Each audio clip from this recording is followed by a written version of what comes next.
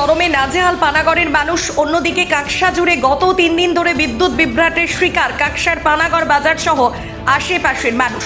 এরই প্রতিবাদে আজ দুপুর 1টা নাগাদ কাকসার বেশ কিছু পরিবার পানাগড়ের দার্জিলিং মোড়ে পশ্চিমবঙ্গ বিদ্যুৎ বন্টন দপ্তরে ঢুকে বিক্ষোভ দেখাতে থাকে। স্থানীয়দের বিক্ষোভের জেরে বিদ্যুৎ বন্টন দপ্তরে উত্তেজনা সৃষ্টি হয়। স্থানীয়দের অভিযোগ, গত প্রায় 4 দিন ধরে সন্ধে হলেই বিদ্যুৎ পরিষেবা বন্ধ থাকছে পানাগড় সহ আশেপাশের এলাকায়। কোনো দিন সারা রাতেও বিদ্যুৎ পরিষেবা স্বাভাবিক হয় না। বর্তমানে ঘন্টার পর ঘন্টা বন্ধ থাকে বিদ্যুৎ পরিষেবা। দফতরের কর্মীদের খবর দেওয়া হলেও কোনো সমাধান হয় না বলে অভিযোগ।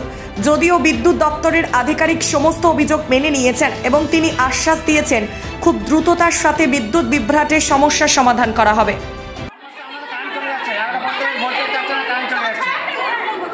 কতদিন ধরে হচ্ছে এটা 4 দিন ধরে, 4 দিন হলো। ফান্ড করছি অফিসে ফান্ড করছি, ফান্ড তুলছে না, বলছে আমরা কি জানি না, তুলছে না।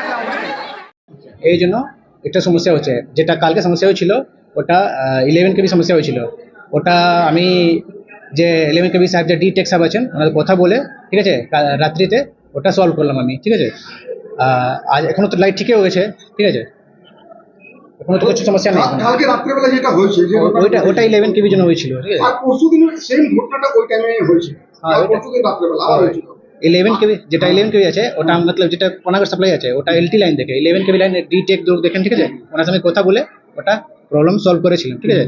ওটার প্রবলেম তো রিস্টোর হয়ে গেছিল।